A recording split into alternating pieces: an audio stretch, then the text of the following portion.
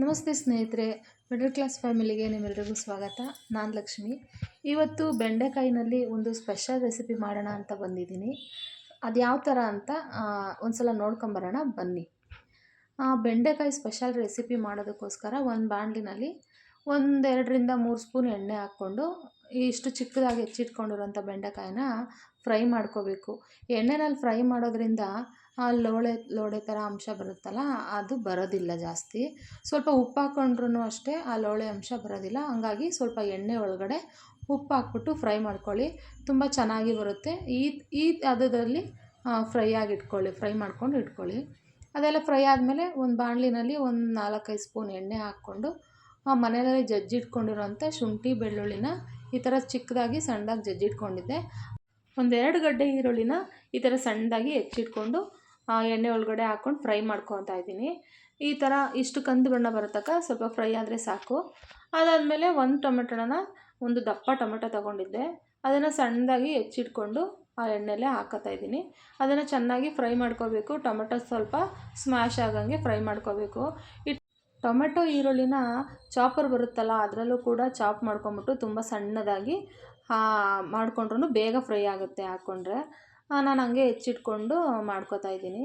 ಆ ಟೊಮೆಟೊ ಸ್ವಲ್ಪ ಫ್ರೈ ಆದಮೇಲೆ ಒಂದು ಸ್ವಲ್ಪ ಉಪ್ಪು ಹಾಕ್ಕೋತಾ ಇದ್ದೀನಿ.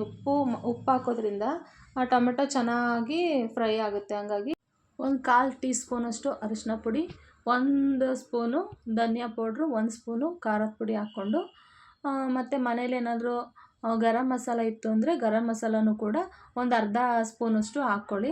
ಟೇಸ್ಟ್ ಇನ್ನು ಸ್ವಲ್ಪ ಒಂಥರ ಚೇಂಜ್ ಬರುತ್ತೆ, ತುಂಬ ಚೆನ್ನಾಗೂ ಬರುತ್ತೆ. ಇಲ್ಲಾಂದರೆ ಸ್ಕಿಪ್ ಮಾಡ್ಬೋದು, ಪರವಾಗಿಲ್ಲ. ಶುಂಠಿ ಬೆಳ್ಳುಳ್ಳಿ ಹಾಕಿರೋದ್ರಿಂದ ಗರಂ ಮಸಾಲನೂ ಕೂಡ ಹಾಕಿದ್ರೆ ಅದೊಂಥರ ಬೇರೆ ಥರನೇ ರುಚಿ ಬರುತ್ತೆ.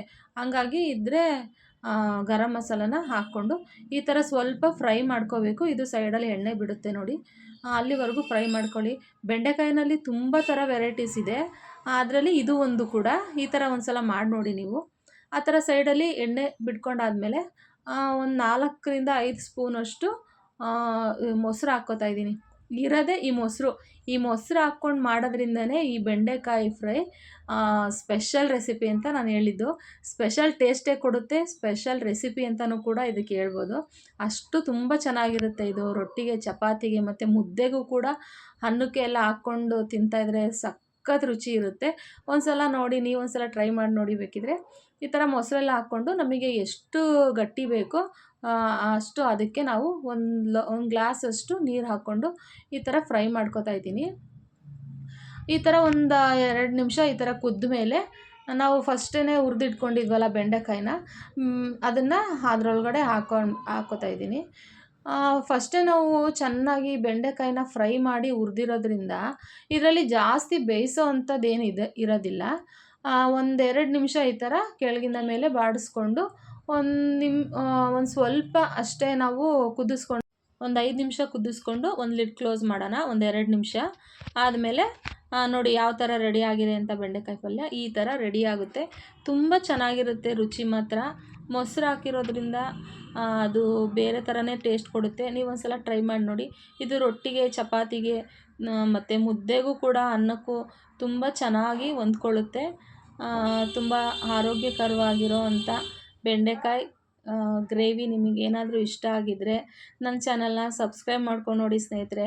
ಲೈಕ್ ಮಾಡಿ, ಮಿಡಲ್ ಕ್ಲಾಸ್ ಫ್ಯಾಮಿಲಿ ವ್ಲಾಗ್ಸ್ನ ನೋಡ್ತಾಯಿರಿ, ನನಗೆ ಸಪೋರ್ಟ್ ಮಾಡಿ. ಮತ್ತೆ ನಾನು ಮುಂದಿನ ವೀಡಿಯೋದಲ್ಲಿ ಸಿಗ್ತೀನಿ ನಿಮಗೆ. ಹೋಗಿ ಬರಲಾ ಸ್ನೇಹಿತರೆ.